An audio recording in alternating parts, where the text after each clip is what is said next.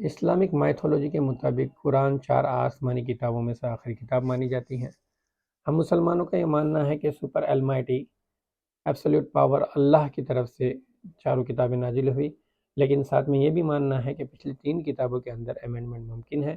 چوتھی کتاب قرآن، آخری کتاب جو پروفیٹ محمد صلی اللہ علیہ وسلم پر نازل ہوئی تھی، اس کے اندر کسی بھی قسم کا ہیر پھیر، کسی بھی قسم کا بدلاؤ، کسی بھی قسم کا امینڈمنٹ یا کسی بھی قسم کا سنشودھن ممکن نہیں ہے، ایسا ماننا ہم مسلمانوں کا ہے، اور یقین کے ساتھ اس بات کو مانا جاتا ہے ہم مسلمانوں میں۔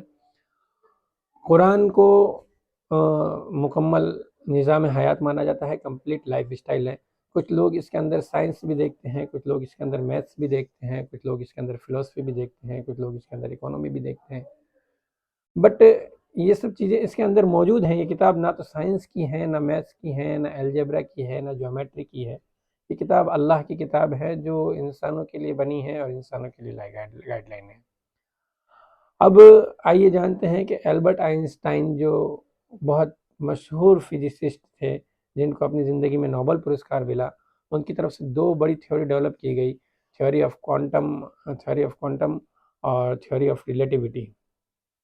ساتھ میں ان کے کھاتے میں ایک بڑی ڈسکوری جاتی ہے، ایک بڑے لو کی ڈسکوری جاتی ہے، جس لو کو law of photo electric effect کہا جاتا ہے۔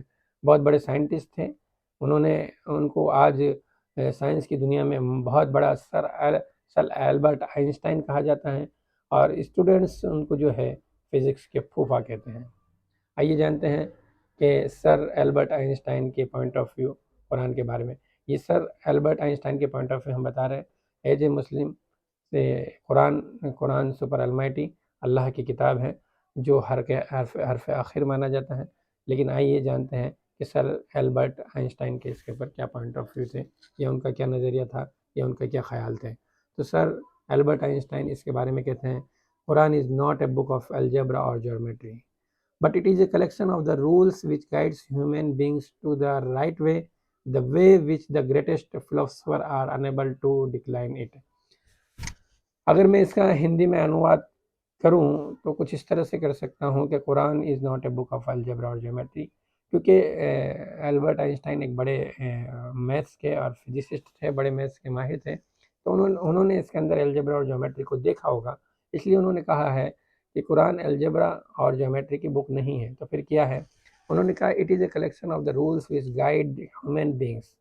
اس کے اندر وہ کلیکشن ہے رولس کا، وہ نیموں کا، جو ہیومن بینگس کو راستہ دکھاتی ہیں، گائیڈ کرتی ہیں۔ اسی لیے بڑے سے بڑا philosopher the way which the greatest philosopher are unable to decline it, تو اسی لیے بڑے سے بڑا فلسفر اس کو ڈکلائن نہیں کر سکتا۔ تو البرٹ آئنسٹائن کا یہ ماننا تھا، قرآن کے اوپر یہ پوائنٹ آف ویو تھا، اور واقعی حقیقت بھی یہ مانی جاتی ہے کہ قرآن کو کسی بھی طرح سے اس کے کریکٹر سائز کو اور کسی بھی طرح سے کسی بھی نظریے سے دیکھ کے دنیا کا کوئی بھی بڑے سے بڑا فلسفر اس کو ڈینائی یا ڈکلائن نہیں کر سکتا۔ یہی ماننا سر البرٹ آئنسٹائن کا تھا کہ قرآن is not a book of algebra or geometry, but it is a collection of the rules which guides the human beings to the right way, the way which greatest philosophers are unable to decline it۔ Thank you for watching video.